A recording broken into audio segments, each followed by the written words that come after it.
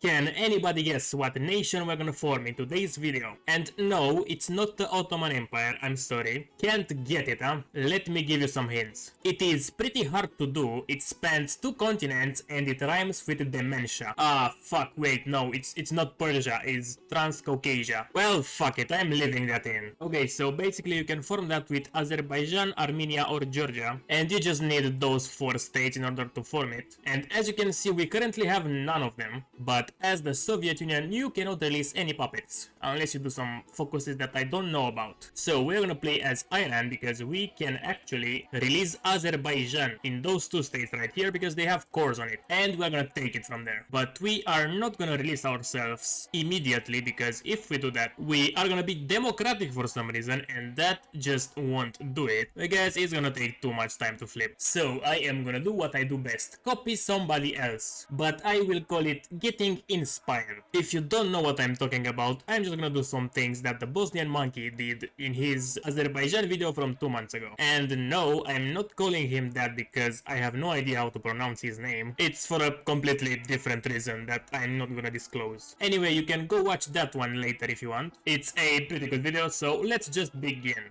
We are gonna research whatever. We're gonna start by building some mills in one of those 2 states, and we are gonna start with political effort. And after political effort is done, we're gonna go collectivist ethos into nationalism focus. And with the political power, we're gonna get partial mobilization, and we need an army offense expert. Alright, and now it's time for industry. Well, now that I have 150 pp, well, now that I have 150 pp, I decided to do something stupid. I'm gonna hire a fascist demagogue, and I'm actually gonna flip as fascist through the civil war as Iran. I don't really know why I want to do that myself, but just bear with me. When you get to building factories, if you take a look, it's gonna tell you in which state your factory is gonna go. For example, this one civ is gonna go in Kurdistan right here, and the mill is gonna go in Tabriz. And as we are gonna release ourselves in this state, it is just perfect, so do those first. It looks like Iran is too stable for its own good, so we will have to expand civil support first to get beyond 50% stability. We are gonna start construction effort 2 now, delete our army, create a new template with only 1 horse in it, change our occupation law to that horse, and we can ignite the civil war, start training the really tiny templates, and wait for them to get trained to 20%. And now that I can actually deploy them, I'm gonna choose where to do that. So I'm gonna put each one as close as I can to the victory points. I cannot deploy any in this state, that's a shame because there are a lot of victory points very close by. Okay, I think this will do. Now we're gonna wait 1 day, and now that they have enough organization, just send them to the victory points. The enemy should not be able to deploy many divisions, and if they do deploy some divisions, you just walk past them. Let's go. Oh, they actually spawned 3 divisions in their capital. That can be bad. Let's try to occupy the entire country then. They are only at 71%, so I think we need this victory point actually.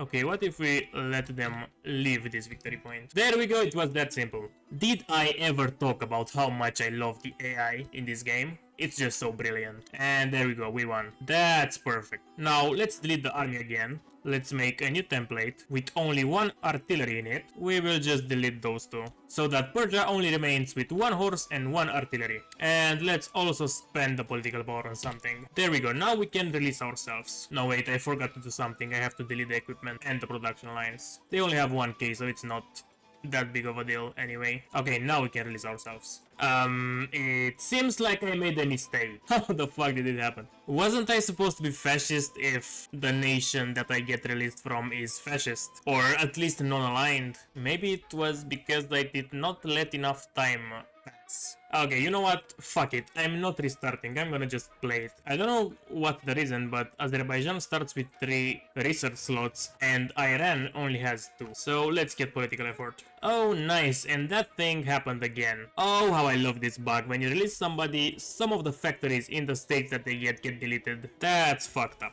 Okay, so we have to do that all over again. Okay, I did it. The only problem is that we're almost in 1938 and I am really far from actually getting to declare war on anybody. One more problem that I have is that for some reason, I don't know how or what I did, but I currently have 2 games of Hearts of Iron playing. I don't know if you can see this, but I can switch from the one to the other. This is trippy as fuck. It's all that I'm gonna say. I guess the game just figured that since I like to play it so much, why not play it twice as fast? I could have legitly just played 2 campaigns at the same time, because this goddamn game is 80% just waiting. I think that would be interesting. So the plan for now is to get an army offense specialist. Oh my fucking god, we don't have an expert, we're gonna get 0.2 army experience per day. Anyway, so just get this guy and then justify on Iran. They only have 2 divisions and they are probably artillery. So even with trash divisions, we are still gonna be able to beat them.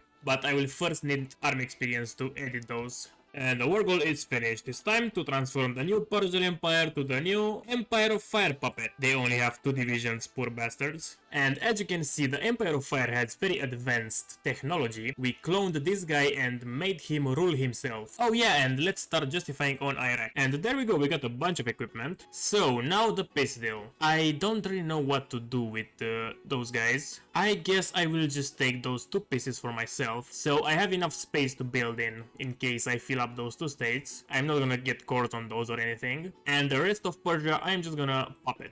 And of course I'm gonna get their oil and their factories. And we went up from 5 factories to actually 14. That's looking nice. I have some mills now, but there is no resources to speak of. So I will have to trade my very few civs. I only got 1 now. Okay, it's time for Iraq next. Yo, what the fuck? We have trucks, but we don't actually have early trucks. It's like Steve Jobs releasing iPhone 2 first. Bruh. Is this like for fucking real? The UK guaranteed Iraq. I only justified 1 fucking war. What is this bullshit? They are also guaranteeing Turkey. Is that like some kind of focus that they did? I don't fucking know, but the worst part about it is that they are actually going communist. I fucking wish in cases like this, when the UK changes ideology, that they would actually remove the guarantees. But that is never gonna fucking happen. What the fuck? I thought we were not doing this anymore, Wilhelm. If you guys want to not look as bad as the previous guys, you're doing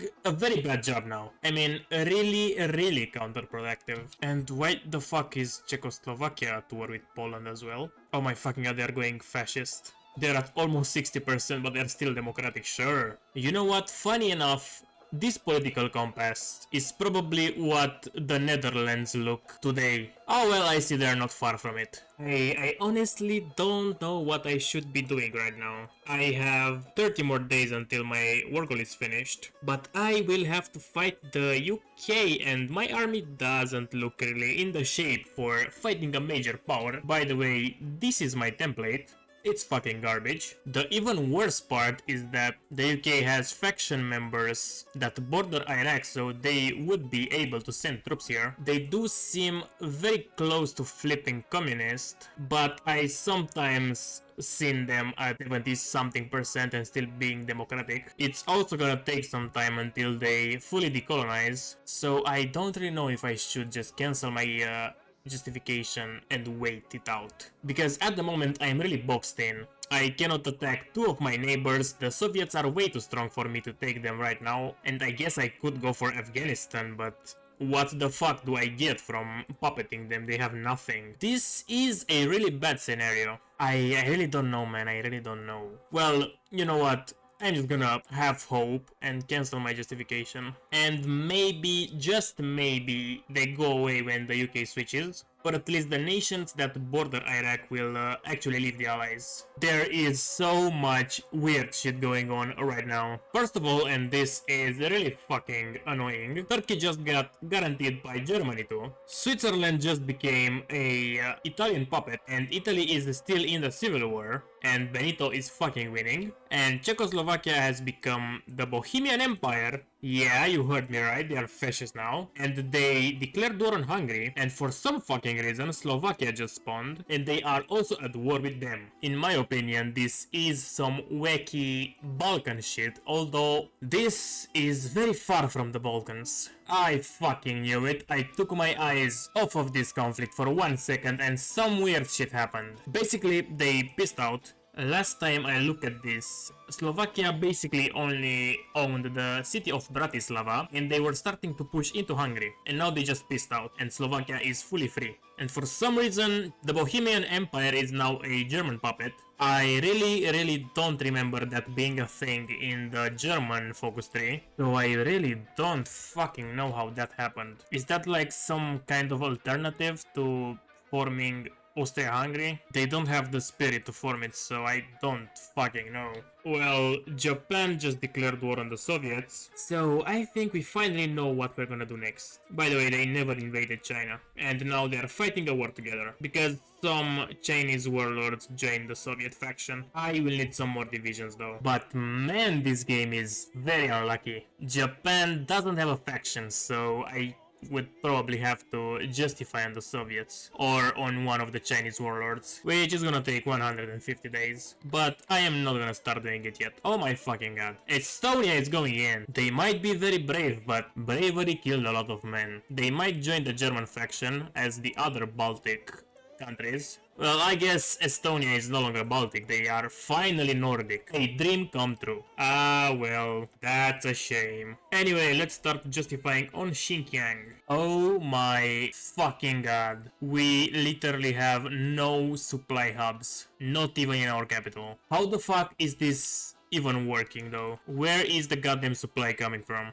And how the fuck do I connect my things to the capital now? I'm gonna build one here and see what happens. Well, I'm gonna get one in my capital as well, just to be sure. I wasn't expecting this, to be honest. But in hindsight, I should have. By the way, it's mid-1940 and the UK finally decolonized. Can you guys guess how many nations left the Allies? Almost fucking none. I mean, outside of the puppets, only Malawi, Kenya, Somalia, Palestine, and a couple little ones, which honestly don't really matter. Well, at least they don't have a land connection to Egypt now, so invading Iraq should be easy. But yeah, this might be the worst fucking scenario for this playthrough. This is fucking surprising. You don't actually need to connect your supply hub to the capital if you don't have a supply hub in your capital. That makes a lot of sense, but being Paradox we're talking about, I was expecting the worst. And it is time for war. If I waited a little bit more, Xinjiang was gonna get capitulated by China. So there we go. I will like everybody to be aggressive. And for now, I will like to get those 3 states. And maybe push to Rostov, Volgograd if we can. That would be nice. We don't even have an infantry expert. So I will go with an artillery guy and an army logistics when I get the political power. Let's try to get Baku really fast. Because we have cores on Azerbaijan and they have 3 million people, which I am really much gonna need. And let's also rush for Batumi and Tbilisi. There are some Russian divisions on the border. I will like to encircle them. Oh yeah, I have 16 divisions of mine and those 7 are from Persia. And they are actually solid divisions, not like the shitty artillery. There we go! We only need Abkhazia now. We have 6 million core population just from taking Azerbaijan proper. More Russian divisions started to show up and we got one encircled. 2 more divisions encircled. Okay, I think now you guys can push and I will micro a little bit. Yeah, that's right. I micro sometimes, although I really don't want to. Yeah, I got a little bit stuck because of the supply, but I already killed 40k Soviets. I am now gonna try taking this supply hub in Grozny, and after that pretty much the entire Russian army here in the south is gonna be out of supply. But there is a tank in this tile, so it's not gonna be that easy. I have 213 oil and literally nothing else, and I'm only selling 24 of it. That's very fucking sad being an oil state and not selling any oil. Yeah, the UK went communist. And the guarantees are still there. Wait, what if they join the People's Front? Oh, that's fucking great. More people left the Allies. This whole pocket is now encircled. We can also restore the Trans-Caucasian Federation. We are gonna go from 6 million core population to 10.5 and we get a very weird color. And a nice flag, and we get access to more decisions. A lot more in fact. We can reunite the Azeri diaspora, but we already got cores on those 2 states because we started as Azerbaijan. Okay, let's kill this now. We need one more state to integrate the Northern Caucasus. This one right here. I will send this division to take it. And with that, that whole entire pocket is finished. 160k Soviets for only 24k of ours. Good ratios as always. I will never get any resources, so let's go on free trade. I should have done that a whole lot of time ago, but better late than never. Okay, let's hit this one. We got up to 14 million core population. The only states that we don't core from what we have are those ones. Okay, so this is mostly it. We can only get 2 more cores on Van and Trabzon for 1.5 million more, so we are gonna have 15.5 million core population, and those other 2 decisions are to make puppet states. One of them is up here, there is the Crimean Khanate and a Kurdistan puppet. And yeah, I want to make those as well. They are old ass regular puppets from what I know, but I think it's pretty cool. Oh, okay, it's Jover. Let's join the German faction. The Germans are pulling a very interesting tactic on the Eastern Front. They, for some reason, really want to link up with my front line, so they did this snake, and they're just putting troops in. And I kind of was in the middle of encircling some troops here, so this is welcomed help. Now let's clean up Crimea. I called it. I fucking called it. Yeah, the UK joined the Russian faction. So we are not gonna have a peace today. Unlucky.